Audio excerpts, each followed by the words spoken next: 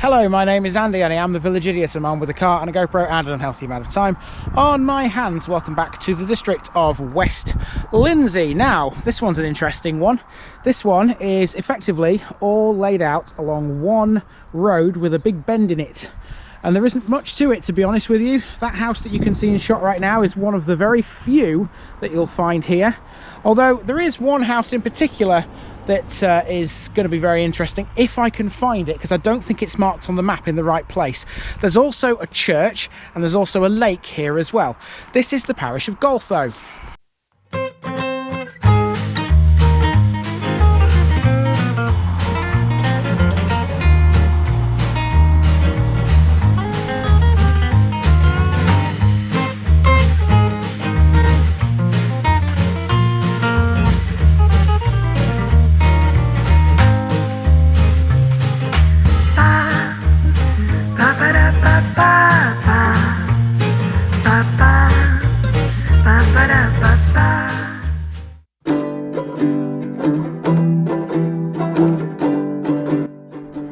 Goltho is a hamlet and, like Apley, technically a village in the West Lindsey district of Lincolnshire.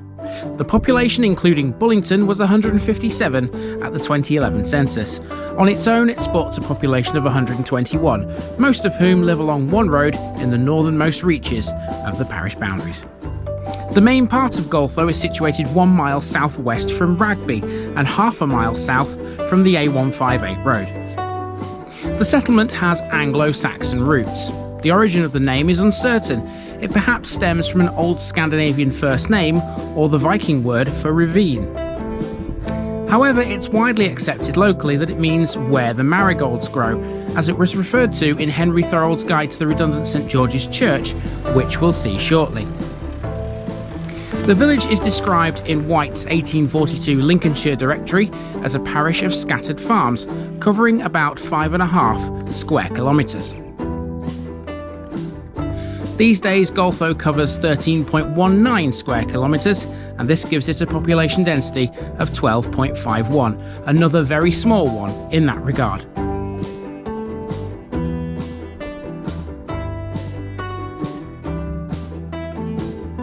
There are 3 listed buildings in Goltho. These are Goltho Hall, its garden wall and pigeon cote, and the Church of St George.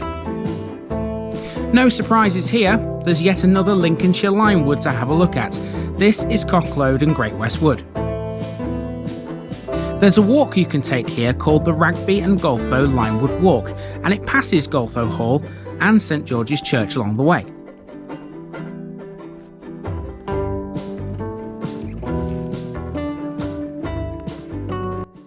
You know, even though this area is populated by a lot of woods, there are still plenty of open spaces, and that open space can really make an echoey sound when you hear things like bird scarers or gunshots, because trust me, I've just heard one just now. That was a bird scarer.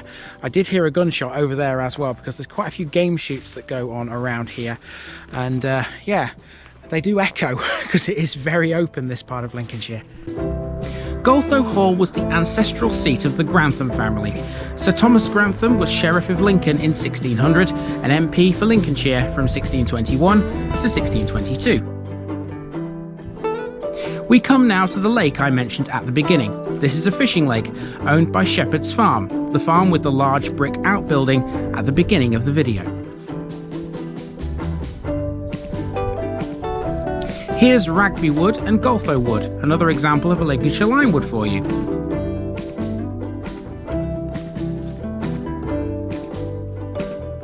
In here there's a fabulous information board which I used to come up with a lot of the information and narration for this very video.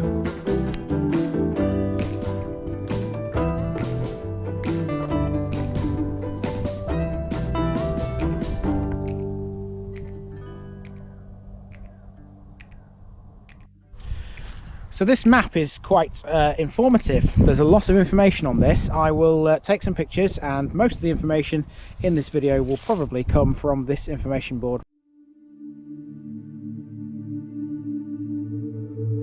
St George's is next. This sits all alone in a field. It was founded in about 1640 and it was badly damaged in a fire on the 21st of October 2013. This is a very muddy path up to St George's Chapel.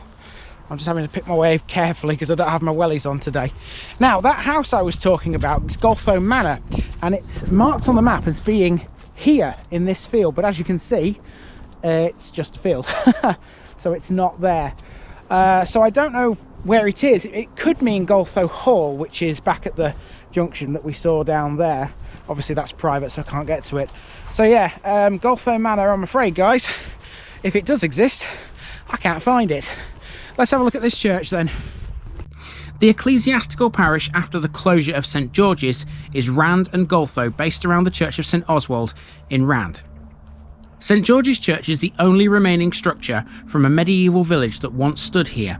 In the 14th century, the Black Death caused the abandonment of the rest of the settlement.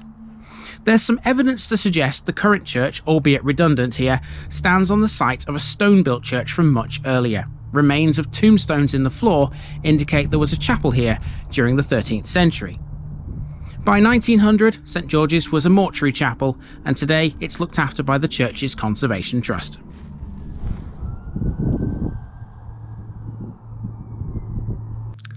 Archaeological evidence shows this site to have been occupied during the Roman period, and again during Saxon times. By the 12th century, Goltho was a thriving village, with an estimated 37 crofts. By the 15th century, though, much of it had disappeared. Goltho had a small earthwork castle too, which was in fact a replacement for Goltho Manor, and that's why I couldn't find it. It is indeed marked on the map in the correct place. It was an Anglo-Saxon fortified manor, surrounded by a substantial ditch and ramparts. So once again, guys, we are in a place that's been abandoned, and obviously the church is the last remaining structure from what was once much bigger. But thanks to the Black Death, it's all gone. It's a deserted medieval village.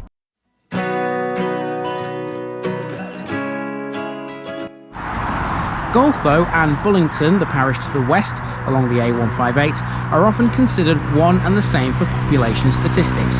You'll see next week why when you see how small Bullington is. On the A158 you'll come across Goltho Gardens, a family-run 4.5 acre garden with year-round interesting colour and texture. Goltho Gardens has been dubbed one of the great gardens of the future. 15 years ago, Goltho Gardens was a ploughed field. Now the complex here offers a B&B as well as the fabulous gardens, and you could even book your wedding here too.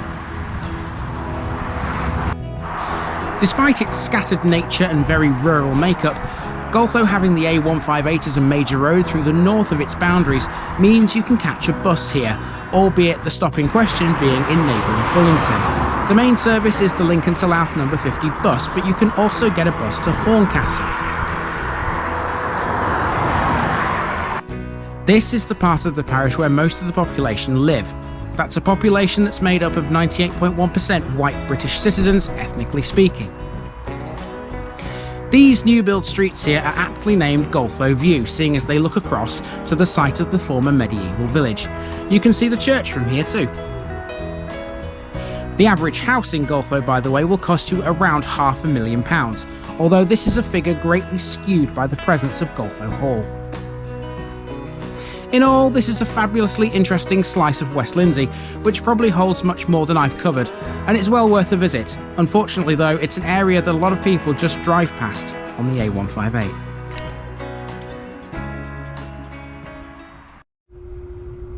And that's it, people. That's pretty much the parish of Goltho. I've just retreated into the car because it's just starting to rain. Which is a bit of a shame, because I would have liked to have filmed this outro outdoors, but there we go, inside the car. Keeps me dry. There's no picture bit today because Goltho is way too small to warrant one, just like Apley last week. And that's it. I think the most interesting part of this for me is that on Lincoln Road, where I'm sat, there's probably more houses here and more population here than there is actually in what is the main village, which is quite amazing. But of course, with Goltho being a medieval village, of course it wasn't originally centered there or here. It was centered where the medieval village was, where the church was. And there you go, fascinating one here in West Lindsey. And don't forget, you can see some more West Lindsey if you tune to the channel at 2:30 every Monday throughout the entire year of 2022. But for now, I've been Andy, and this has been the Parish of Goltho, and I've been the Village Idiot, and I'm out.